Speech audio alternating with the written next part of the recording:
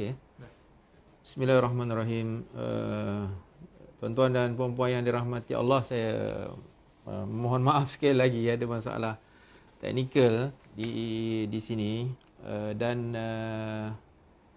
di mana tadi kita berhenti mungkin di peranan Majlis Agama Islam Selangor, Perbadanan Wakaf Majlis Agama Islam Selangor dalam menguruskan hartanah wakaf di negeri Selangor, ya. Jadi antara peranannya yang saya sebutkan tadi ialah untuk membangun, kemudian merancang dalam masa yang sama, melaksanakan semua pembangunan di atas tanah-tanah wakaf yang telah pun diwakafkan oleh umat Islam. Jadi tuan-tuan yang dirahmati Allah sekalian, untuk makluman saya nak berkongsi sedikit oleh kerana masa kita ada lebih kurang dalam 10 minit lagi, yang mana ibadah wakaf ini adalah satu ibadah yang telah pun dilaksanakan oleh Rasulullah sallallahu alaihi wasallam dan para sahabat Nabi Muhammad SAW. Jadi pelaksanaan ibadah wakaf ini adalah satu ibadah yang sangat murni di sisi Allah Subhanahu Wa Taala, yang mana ini di antara salah satu daripada perkara yang kita akan tinggalkan dan kita akan bawa kepada alam yang satu lagi, iaitu alam akhirat. Jadi hari ini ada salah satu daripada fahaman kita beranggapan bila kita mewakafkan hartanah wakaf, seolah-olah tanah tersebut akan maknanya bila kita wakafkan salah satu daripada tanah-tanah wakaf kita di atas nama Majlis Agama Islam Selangor, ada kefahaman kita hari ini seolah-olah majlis akan mengambil alih dari sudut pentadbiran tanah wakaf yang telah pun diniatkan oleh pewakaf. Saya ingin membetulkan beberapa perkara yang telah pun menjadi fahaman kita hari ini, iaitu bila kita mewakafkan tanah kepada majlis agama, oleh kerana majlis ini adalah merupakan pemegang amanah tunggal wakaf di negeri Selangor, seolah-olah kita kata tanah tu telah pun diambil alih oleh majlis dalam masa yang sama. Niat pewakaf tadi tidak dapat dilaksanakan, tak boleh kita nak buat apa-apa niat di atas tanah tersebut. Sebenarnya fahaman ini adalah satu fahaman yang tidak betul, yang mana bila kita mewakafkan tanah, walaupun tanah itu ditukarkan namanya kepada Majlis Agama Islam Selangor, ini kerana majlis adalah pemegang amanah tunggal. Tapi dalam masa yang sama, majlis membenarkan siapa-siapa sahaja nak membangunkan hartanah di atas tanah wakaf tersebut, selama mana niat pewakaf itu, ataupun boleh kita katakan bahawa pewakaf tadi telah pun meniatkan tanah tersebut untuk manfaat kepada mahat tafiz, manfaat kepada masjid, manfaat kepada surau. Jadi bila diniatkan atas manfaat tersebut, maka majlis telah pun memberikan ataupun membenarkan kepada pihak terutamanya mahat tafiz boleh mengurus di atas tanah tersebut, boleh melaksanakan apa saja pembangunan mengikut kebenaran yang telah pun ataupun syarat-syarat pembangunan yang telah pun dibenarkan oleh PBT dan sebagainya.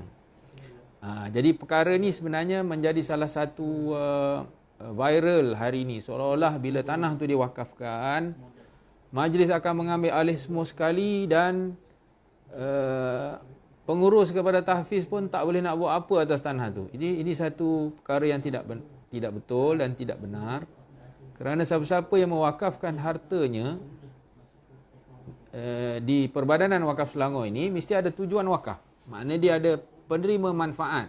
Katalah penerima manfaatnya adalah masjid, maka masjid berkenaan perlu dibina di atas tanah tersebut, dan pengurusan masjid berkenaan pun majlis akan menyerahkan kepada pengurusan masjid berkenaan untuk melaksanakan apa saja pembangunan di atas tanah tersebut, ya.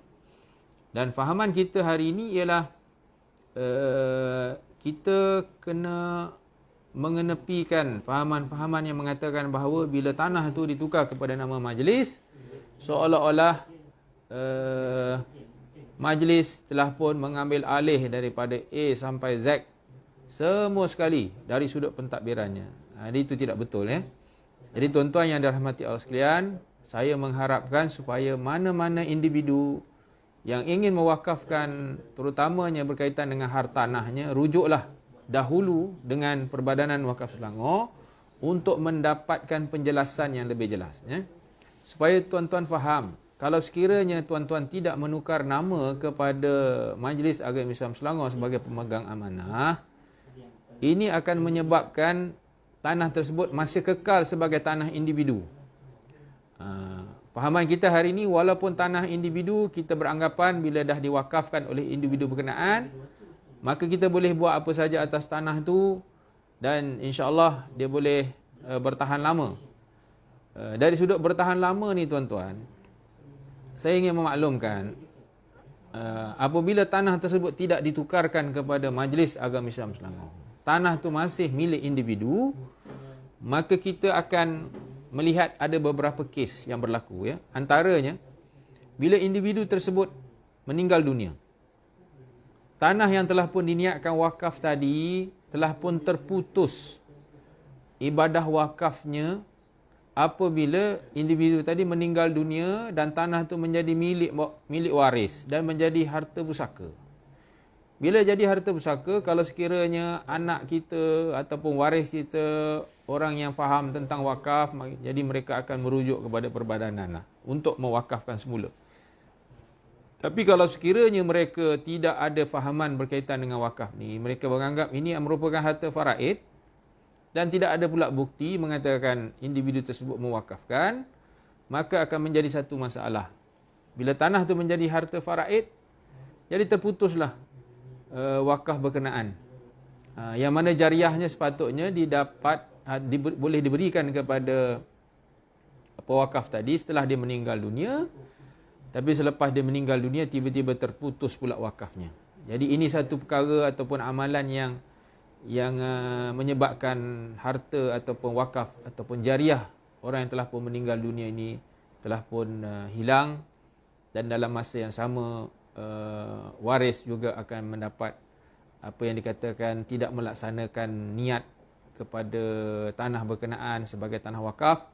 Jadi ini akan menyebabkan banyak perkara-perkara yang mungkin menjadi satu dosa lah kepada waris kerana membiarkan hartanah tersebut terputus, sedangkan pewakaf tadi telah pun meniatkan supaya harta ataupun tanah wakaf itu dibangunkan di atas salah satu daripada manfaat, sama ada mahat tahfiz, masjid, surau dan sebagainya.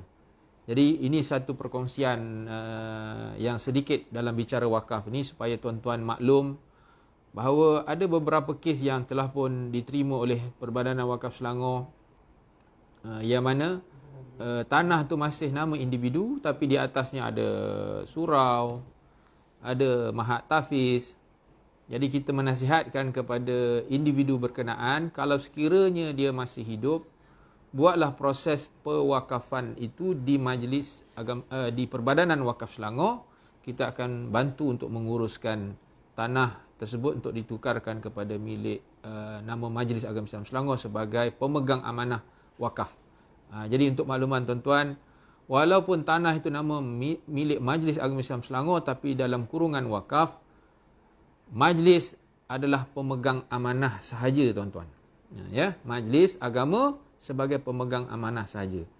Tanggungjawab majlis adalah untuk memastikan supaya tanah berkenaan jariahnya berterusan, maknanya pahalanya berterusan sampailah ke hari akhirat insya-Allah.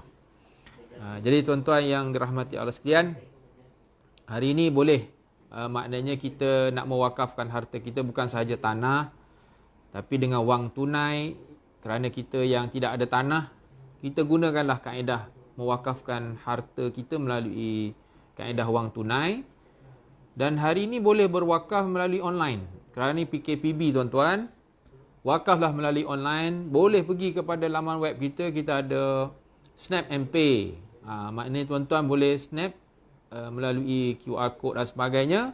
Dalam masa yang sama, tuan-tuan boleh laksanakan ibadah wakaf tuan-tuan secara online melalui semua bank-bank. InsyaAllah bank-bank yang ada ni telah pun bekerjasama dengan Perbadanan Wakaf Selangor untuk melaksanakan ibadah wakaf secara online. Jadi saya syorkan supaya tuan-tuan laksanakanlah ibadah wakaf walaupun dalam tempoh PKPB ni kita tak boleh nak bergerak ke sana kemari, tapi dalam masa yang sama ibadah dan amalan kita boleh kita gerakkan secara maya. Dalam masa yang sama insya-Allah pahalanya tetap sama dan pahalanya lebih lagi berkali ganda kerana kita di saat-saat tertekan, saat-saat genting ini, apabila kita melaksanakan ibadah wakaf, melaksanakan sedekah kita, itulah sedekah yang paling baik di sisi Allah Subhanahu wa taala. Dan pernah kalau kita lihat ada satu hadis Nabi Muhammad sallallahu alaihi wasallam apabila ditanya oleh salah seorang sahabat. Sahabat ni tanya kepada Nabi Muhammad, saya nak berkongsi sikit dengan tuan-tuan dan puan-puan sekalian. Bila sahabat ni tanya kepada Nabi, ai sadaqatu a'zamu ajra. Ini satu soalan yang sahabat tanya. Kita ni kadang-kadang suka juga tanya. Dekat biasanya dekat ustaz-ustaz lah kita tanya. Ataupun yang paling tinggi sikit mungkin kita tanya kepada Datuk Timbalan Mufti, Datuk Mufti dan sebagainya kan. Kita tanya soalan-soalan yang kadang-kadang kalau kita jumpa orang-orang yang begini, kita akan tanya dia, Datuk, Tuan Haji, Ustaz, kita tanya, apakah pahala yang paling besar di sisi Allah Subhanahu wa taala kalau saya sedekah? Sedekah kat mana yang paling besar masanya? Kadang-kadang kita pun tanya masa. Bilakah masa yang paling besar sedekahnya di sisi Allah Subhanahu wa taala? Sebab bila sahabat tanya Nabi, ayu sadaqati a'zamu ajra, bilakah sedekah ataupun bila masa kalau saya bersedekah pahalanya sangat besar? Nabi kata, antasaddaqa sahihun. Kamu bersedekah ketika mana kamu sedang sihat. Sekarang ni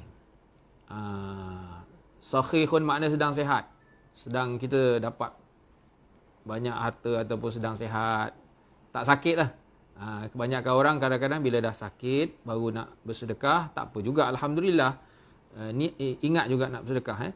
Tapi sebaik-baiknya masa kita sedang sihat.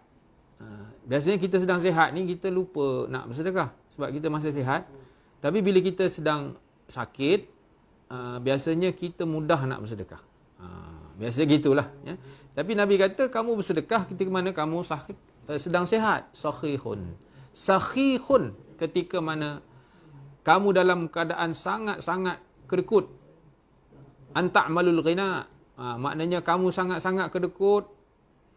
Dan ketika mana ketika itu dalam keadaan yang kamu bimbang, kalau sekiranya kamu keluarkan harta kamu jadi rasa seolah nanti akan jadi miskin. Kan ketika mana kamu sangat kedekut, kata Nabi, sahihun anta amalul ghina, kamu sangat kedekut untuk mengeluarkan harta kamu. Pada masa itu pahala kamu sangat besar di sisi Allah Subhanahu wa taala. Jadi tuan-tuan yang dirahmati Allah sekalian, bila kita tanya tentang perkara ni, bila masukah yang paling bagus untuk kita bersedekah ialah kita ke mana gaji belum masuk, tuan-tuan. Gaji belum masuk, itulah sebenarnya pahala yang sangat besar di sisi Allah Subhanahu taala kalau kita bersedekah. Sebab kita fikir ni kalau aku bagilah duit ni kan macam mana aku nak makan. Sebab kita duk fikir macam tu ya. Tapi sebenarnya setiap rezeki yang kita keluarkan pada jalan Allah, maka Allah akan lipat gandakan, Allah ganti. Inilah benda yang paling kadang-kadang kita lupa, Allah akan ganti dalam bab yang mana bila kita mengeluarkan harta kita pada jalan Allah daripada sumber yang tak disangka-sangka, nanti Allah akan gantikan. Ya? Jadi insya-Allah pada hari Jumaat ni sama-samalah kita berkongsi untuk melaksanakan ibadah berwakaf, dan dalam masa yang sama kita menyampaikan benda-benda yang betul, benda-benda yang tepat dari sudut wakaf itu sendiri, yang mana janganlah bimbang bila tuan-tuan mewakafkan harta dan harta tersebut ditukarkan kepada Majlis Agama Islam Selangor, insya-Allah harta tuan-tuan akan terjaga, harta tuan-tuan akan dapat dilaksanakan. Dalam masa yang sama harta tuan-tuan akan diluaskan jariahnya di sisi Allah Subhanahu Wa Taala. Jadi saya ingat bicara wakaf yang ringkas ini, lepas ini kita akan bertemu lagi insya-Allah pada bicara wakaf yang kedua dan ketiga dan seterusnya dalam tajuk-tajuk yang insya-Allah saya akan bincangkan bersama. Mungkin ada beberapa isu, ada beberapa soalan-soalan yang mungkin menjadi pertanyaan kepada tuan-tuan dan puan-puan, dan saya mengucapkan banyak terima kasih bagi yang bersama-sama pada pagi ini, dan saya juga mendoakan supaya tuan-tuan dimurahkan rezeki oleh Allah, diberi kesihatan, dipanjangkan umur, diberikan apa yang disebut sebagai diluaskan rezeki dengan ramai anak, ramai cucu dan sebagainya, dan mudah-mudahan kita dapat bertemu lagi pada siri-siri yang akan datang. Jadi saya ingat sekadar itu dahulu.